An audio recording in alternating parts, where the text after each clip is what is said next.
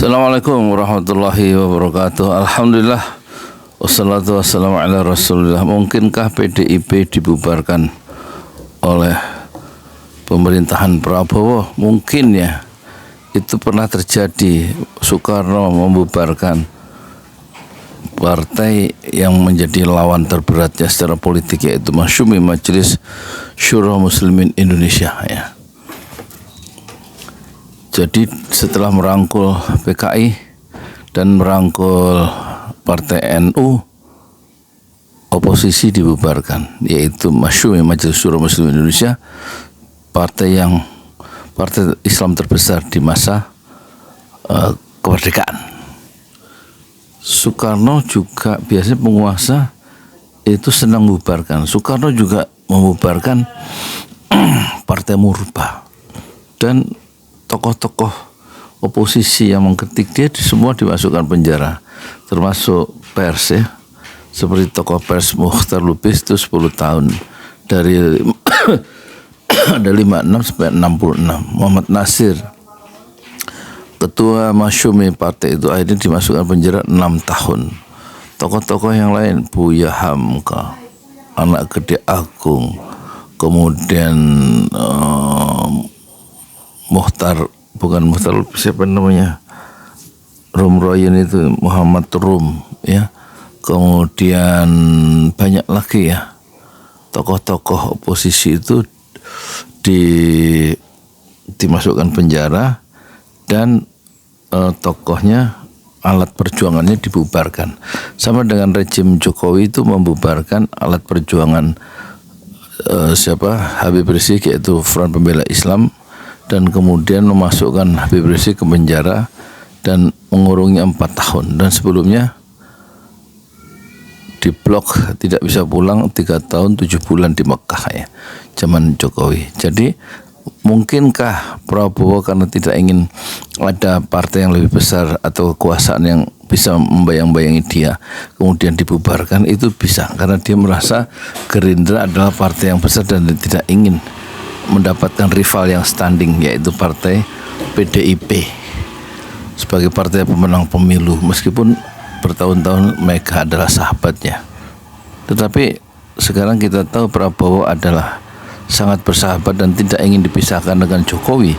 Jokowi adalah yang pernah dibesarkan secara politik oleh Megawati selama 23 tahun sejak jadi wali kota 2 periode, gubernur DKI, dan kemudian dibela sampai didukung secara politik, diberikan proteksi politik sampai presiden, menjadi presiden 2 periode. Tapi Jokowi bisa meninggalkan Megawati, dan sekarang Jokowi bergabung dengan Prabowo. Tentu saja musuh bersama dari Jokowi yang tidak ingin Prabowo dipisahkan dengan Jokowi, musuh bersamanya tentu Megawati. Dan kemarin kita lihat Hasto, Sekjen PDIP, ditetapkan oleh KPK menjadi tersangka, dan ini tentu memukul ya PDIP. Mungkin inilah langkah awal untuk merubuhkan atau memperlemah PDIP atau membubarkan PDIP. Bagaimana menurut Anda? Mungkinkah bubar PDIP? Bisa. Sejarah politik Indonesia modern itu membuktikan, memberikan sinyal-sinyal ke langit zaman bahwa penguasa selalu tidak ingin disaingi oleh kekuasaan yang secara potensial lebih besar dari dia. Dan kita lihat Soeharto juga kemudian memeras ya, melakukan penyederhanaan partai menjadi 3 partai yang bisa dikendalikan, yaitu Partai Persatuan Pembangunan, kemudian apalagi itu PDI, Partai Demokrasi Indonesia, dan Golkar. Akhirnya Soeharto bisa melaju dan berkuasa sampai 32 tahun, dan kemudian dia didongkel oleh hukum sejarah bahwa kebatilan pasti akan ambruk dan tidak memiliki hakikat. Tapi sebelum ke sana, mungkinkah Prabowo membubarkan Partai Demokrasi Perjuangan dan kemudian mengirim tokoh-tokoh kuncinya ke penjara?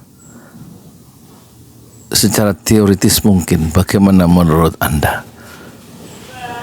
Assalamualaikum warahmatullahi wabarakatuh. Di jalan Allah.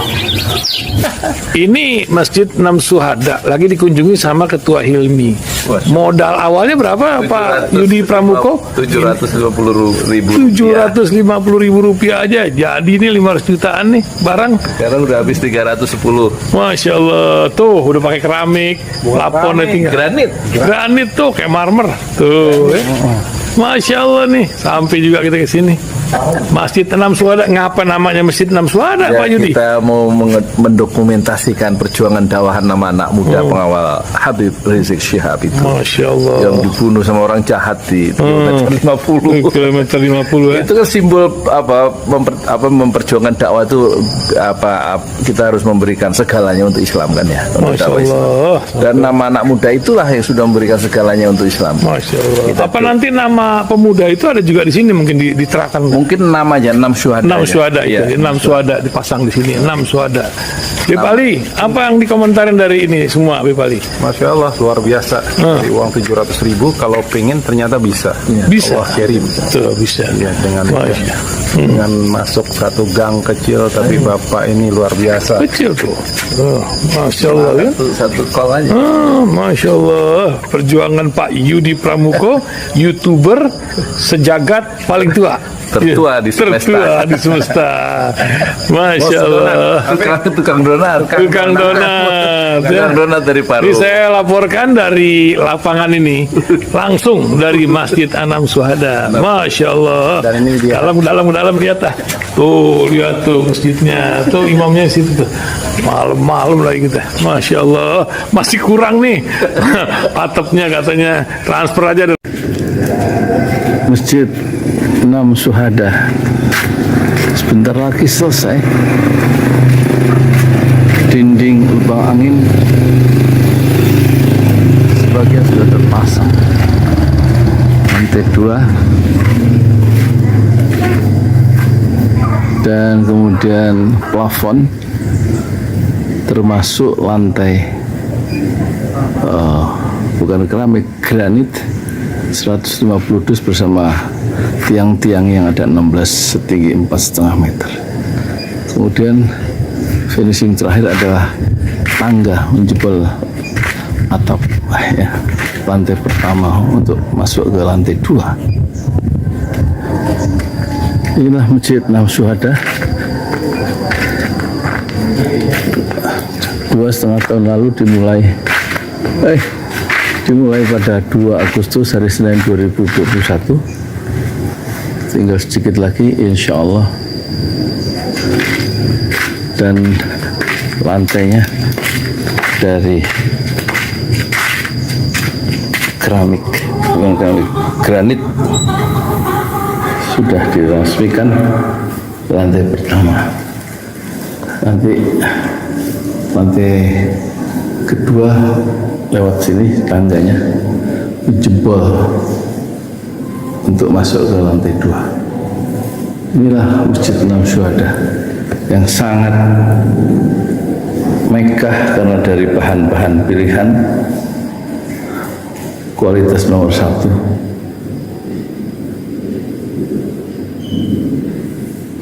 Tinggal sekitar 80 juta lagi finishing lantai atas selesai, insya Allah.